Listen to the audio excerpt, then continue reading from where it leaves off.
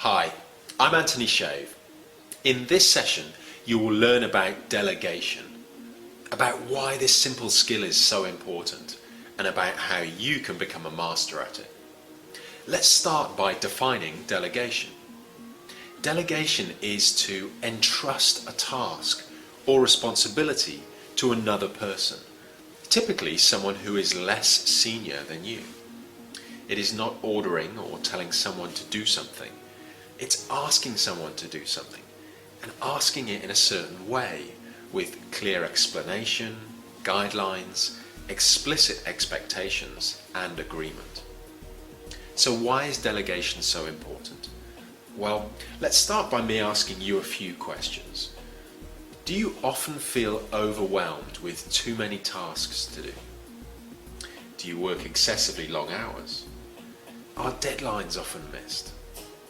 Do you spend most of your time doing tasks that other people could be doing when you should be leading, managing, and coaching?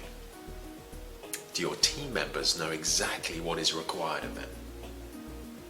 Well, if you do delegate well, you will have motivated team members that know exactly what is expected of them. You will be a better leader and manager and get promoted faster.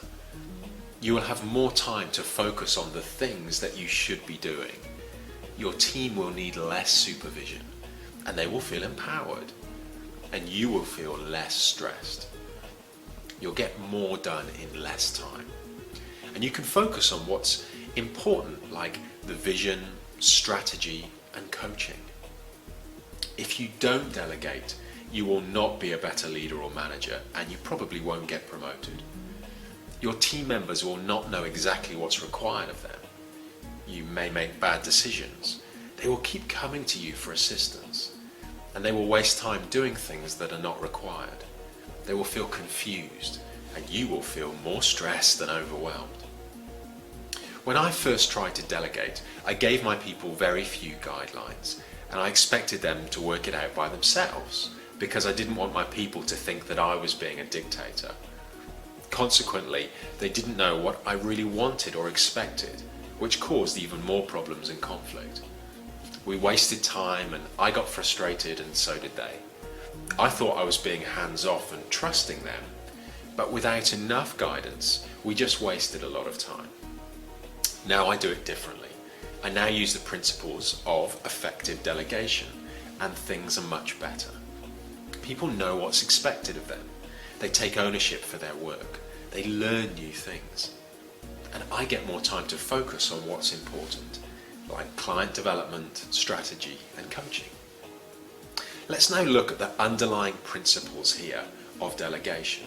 Firstly, you can't do everything by yourself. You need other people. There is too much for you to do on your own.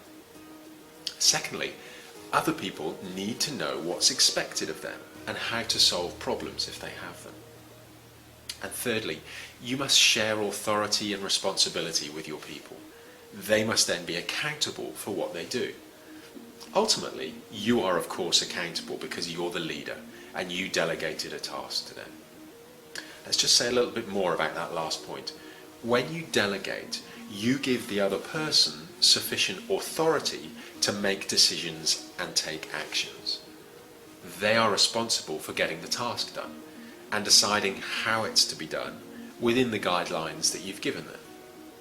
And they are accountable for how they do the task and for the result they get, i.e., they get to answer for their actions and the results.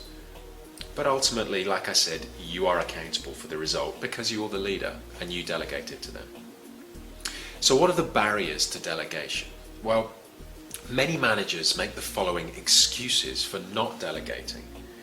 They say, it takes too long to explain what I want, or my people resist taking responsibility, or my people are already overworked, I can't give them any more work, or it's easier and quicker to do things myself. My people lack experience and competence, or I can do the work in my department better than anyone else. Maybe, if you want it done right, you better do it yourself.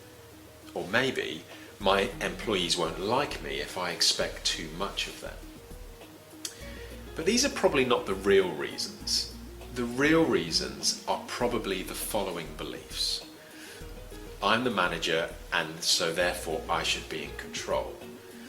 Or perhaps I'm more comfortable doing what I've always done, and if I gave that to someone else, I would need to learn new things. Maybe. Or I might get into trouble if the other person does things wrong. So please think for a moment, why don't you delegate?